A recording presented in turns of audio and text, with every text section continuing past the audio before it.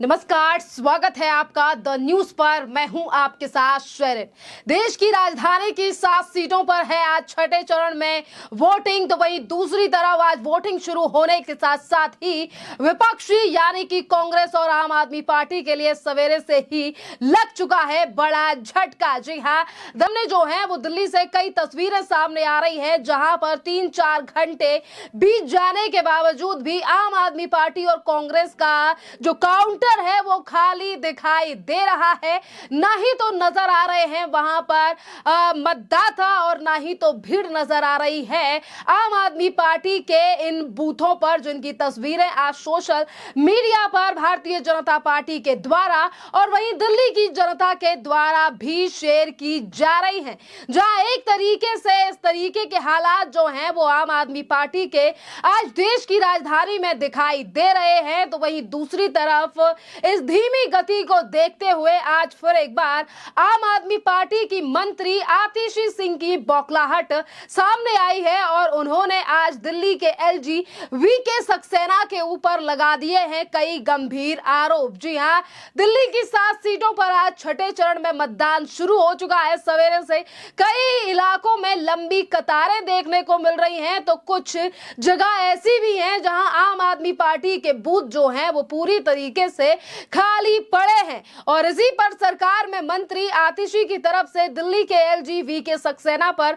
गंभीर आरोप लगा रही हैं। और आतिशी का दावा है कि जहां पर भी इंडिया गठबंधन का वोट है वहां धीमी गति से जो है वो वोटिंग का आदेश दिया गया दिल्ली के उपराज्यपाल वीके सक्सेना की तरफ से। देखिए, हमेशा ही देश के प्रधानमंत्री नरेंद्र मोदी या फिर दिल्ली के वीके सक्सेना के ऊपर आरोप लगाने वाली पार्टी आज फिर एक बार एक्टिव जो है वो इन मतदानों के बीच हो चुकी है। जिस तरीके से आतिशी सिंह आज दिल्ली के उपराज्यपाल वीके सक्सेना के ऊपर ये आरोप लगा रही है। अब बता देते हैं आपको कि आखिरकार आतिशी जो है वो क्या आरोप जो है वो लगा रही है।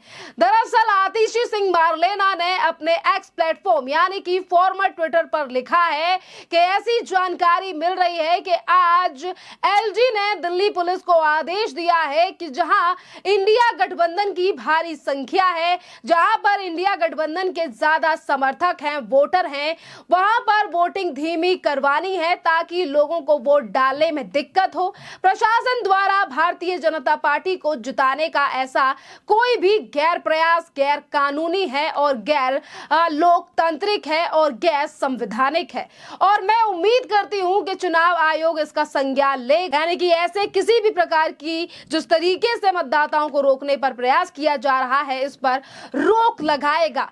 देखिए, हमेशा ही आम आदमी पार्टी की तरफ से ये बातें जाती रही है कि दिल्ली के मुख्यमंत्री अरविंद केजरीवाल की गिरफ्तारी का जवाब दिल्ली की जनता जो है वो वोट से देगी। और आज अगर दिल्ली की 7 सीटों पर वोटिंग है तो इस कदर फिर एक बार दिल्ली के एलजी पर आरोप लगाना ये दिखा रहा है कि किस तरीके से आज आम आदमी पार्टी के नेता जो हैं वो आज वोटिंग शुरू होते ही काफी ज्यादा हताश हो चुके हैं, क्योंकि सच्चाई शायद आम आदमी पार्टी हो या फिर पूरा इंडिया गठबंधन हो, उसे पता है कि आखिरकार 4 तारीख को क्या रिजल्ट आने वाला है। अदरवाइज इसलिए इस तरीके के आरोप आखिरकार क्यों लगाए जा रहे हैं। और आज यही सवाल दिल्ली की शिक्षा मंत्री यानी कि आतिशी मारलेना से दिल्ली की जनता भी सोशल मीडिया के माध्यम से पूछ रही है।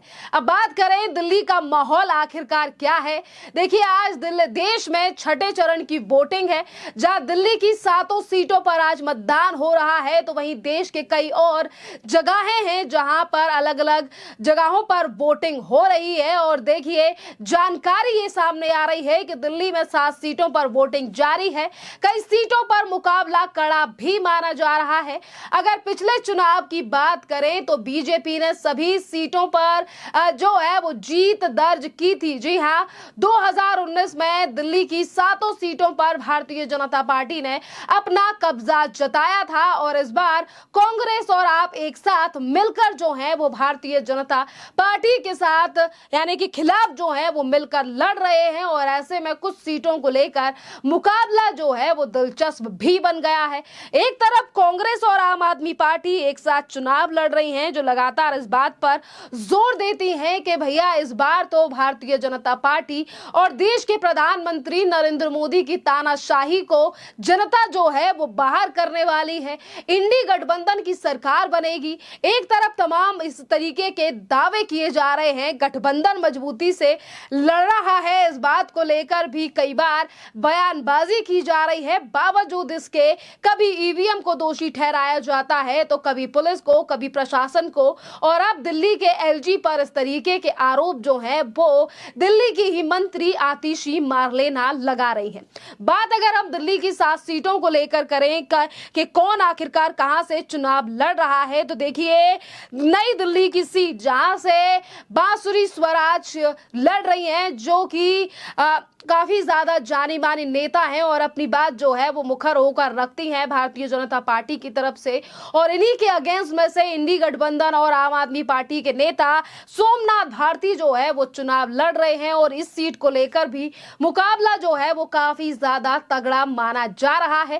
खैर, एक तरफ बांसुरी स्वराज महिलाओं के अधिकार की बात कर रही हैं, तो वहीं दूसरी तरफ सोमनाथ भारती को लेकर महिलाओं के साथ अत्याचार के और अपनी पत्नी यानी कि अपनी ही धर्मपत्नी को कुत्ते से कटवाने का मामला भी इन दिनों सोशल मीडिया पर काफी ज्यादा हाईलाइट में बना हुआ है। वहीं बात करें पूर्वी दिल्ली की, जहां से बीजेपी के हर्ष मल्होत्रा चुनाव लड़ रहे हैं और वहीं इंडिया गठबंधन के कुलदीप कुमार जो हैं वो हर्ष मल्होत्रा के अगेंस्ट में इस बार आम आदमी पार्टी की तरफ से चुनाव लड़ रहे हैं।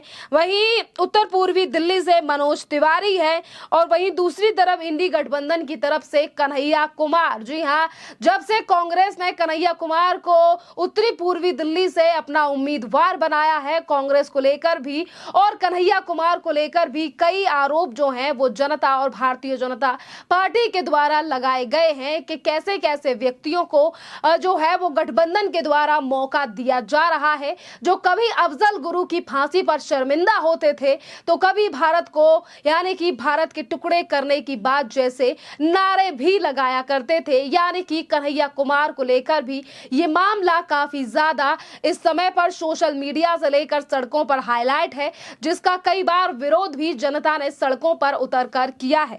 इसी के साथ बात करें हम चांदनी चौक की, तो देखिए चांदनी चौक से बीजेपी के नेता प्रवीण खंडेलवाल हैं और वहीं दूसरी तरफ कांग्रेस के नेता जयप्रकाश अग्रवाल हैं। देखिए, अगर हम बात करें चांदनी चौक की सीट की, तो ये चांदनी चौक की सीट जो है वो काफी ज्यादा कड़ा मुकाबला जो है वो यहाँ पर बीजेपी और कांग्रेस के बीच में रहने वाला है, क्योंकि चांदनी चौक दिल्ली का एक ऐसा एरिया है जहां पर बहुमूल्य आबादी जो है वो एक विशेष धर्म की है।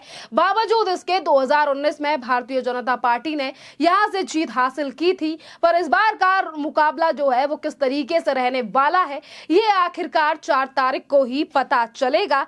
इसी के साथ बात करें हम साउथ दिल्ली, तो साउथ दिल्ली से भारतीय जनता पार्टी के रामवीर सिंह विधोड़ी हैं, आम आदमी पार्टी के सहरीम पहलवान जो हैं वो चुनाव लड़ रहे हैं। वहीं पश्चिमी दिल्ली से बीजेपी की तरफ से कमलजीत सहरावत हैं और इन्हीं के अगेंस्ट में आम आदमी पार्टी के नेता हैं महाबल मिश्रा।